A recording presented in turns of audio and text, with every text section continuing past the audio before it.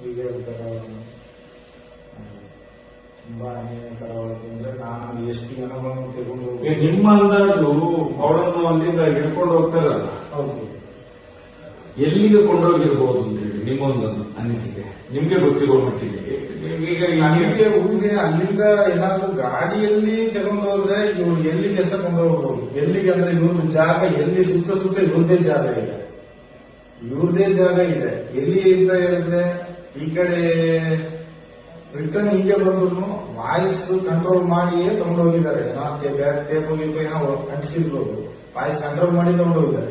ಒಂದು ನಡಪಾಗಿ ಅಂದ್ರೆ ಹಾಗೆ ಬಾಹುಬಲಿ ಬೆಟ್ಟದ ಒಂದು ಮಣ್ಣು ರಸ್ತೆ ಇದೆ, ಅದರಲ್ಲೇ ಹೋದ್ರೆ ಮೇಲೆ ಎತ್ಕೊಂಡು ಸೀದಾ ಹೋದ್ರೆ ಪ್ರೊಪ್ಪಾಗಿ ಹೋಗಿ ಆಯ್ತು ಗೆಸ್ಟ್ ಹೌಸ್. ನಾನು ಹೇಳಿದ ಜೈಲ್ ಗೆಸ್ಟ್ ಹೌಸ್ ಅಲ್ಲಿ ಇಲ್ಲ ಅಂದ್ರೆ ಒಂದು ಗಾಡಿಯಲ್ಲಿ ಹಾಕೊಂಡು ತಗೊಂಡು ಹೋದ್ರೆ ಹಾಸ್ಪಿಟ್ಲೇ ಇರುವುದು, ನೇಚುರೋಪತಿ ಹಾಸ್ಪಿಟಲ್ ಒಳಗೆ ಹೋದ್ರೆ ಅದು ಏನು ಮಾಡ್ತಾರೆ, ಯಾವ ಜಾಗಕ್ಕೆ ಹೋಗ್ತಾರೆ ಎಲ್ಲ ಆಗುದಿಲ್ಲ. ಹಾಸ್ಪಿಟಲ್ ಒಳಗೆ ಏನು ಬೇಕಾದ್ರೆ ಆಗುದಿಲ್ಲ, ಅದು ನಮ್ಗೆ ಹೇಳಕ್ಕಾಗಲ್ಲ. ಮತ್ತೆ ಈ ಕಡೆ ತಗೊಂಡ್ರೆ ಇಲ್ಲಿ ಬೆಳದಲ್ಲಿ ಒಂದು ಇಟ್ಟಿಗೆ ಇದೆ, ಹಲವು ಇಟ್ಟಿಗೆ ಒಂದು ಇಟ್ಟಿಗೆ ಬೆಳಗ್ಗೆ ಭರತ್ ಅಂತ ಹೇಳಿದ್ರೆ ಅವರ ಕಿರಣ್ ರೆಡ್ಡಿ ಅವರ ಹೆಂಡತಿಯ ತಮ್ಮ ಅಂತ ಪಡುಬಿದ್ರೆ ಭರತ್ ಅಂತ ಕೇಬಲ್ ನೆಟ್ವರ್ಕ್ ನಡೆಸ್ತಾರೆ. ಅವರು ಸಾಯಂಕಾಲ ಟೈಮಿಗೆ ಮಾಡ್ಕೊಂಡು ಇರ್ತಾರೆ, 3 ಗಂಟೆಯಿಂದ 4 ಗಂಟೆ ಬಂದು ಎಲ್ಲಿಗೆ ಆ ನೇಚರ್ ಹಾಸ್ಪಿಟಲ್ ಬರ್ತಾರೆ. ಧರ್ಮಸ್ಥಳದಿಂದ ನಡ್ಕೊಂಡು ಬರುವಂಥದ್ದು.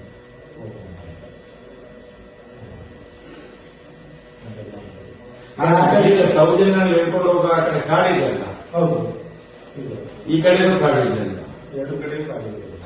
ನನಗೆ ಅವತ್ತೊಂದು ಸುತ್ತಿತ್ತು, ಆ ರಾತ್ರಿ ಹುಡುಕುವಾಗ ಕೆಲವು ಎಲುಬುಗಳೆಲ್ಲ ಸಿಗ್ತಾ ಇತ್ತು ಅಂತ. ಹೌದೌದು, ಈಗಲೂ ಇದೆ. ಈ ಬಟ್ಟೆದ್ದು ಅದೆಲ್ಲ ಬೇರುಗಳು, ಹೆಂಗಸರಿದ್ದೆ ಚಪ್ಪಲು, ಗಂಡಸರಿದ್ದಂತ ಹೆಂಗಸರಿದ್ದೆ ಚಪ್ಪಲು ಸಿಗುವುದಿಲ್ಲ. ಅದು ನಾನು ತುಂಬಾ ನೋಡಿದ್ದೇನೆ. ನನಗೆ ಅದು ಆಶ್ಚರ್ಯ ಆಗ್ತದೆ. ಆಮೇಲೆ ಏಕೆ ಇಷ್ಟು ಇಲ್ಲಿ ಸಿಗ್ತದೆ ಅಂತ ನನಗೆ ಆಶ್ಚರ್ಯ ಆಗ್ತದೆ.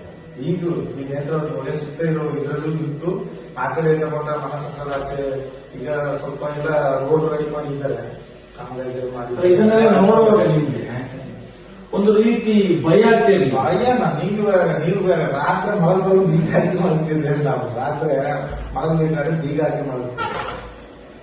ಸರ್ವೇ ಸರ್ ನಾವು ಮಲಗಬೇಕಾದ್ರೆ ಬೀಗ ಹಾಕಿ ಮಲಗ್ತೀವಿ.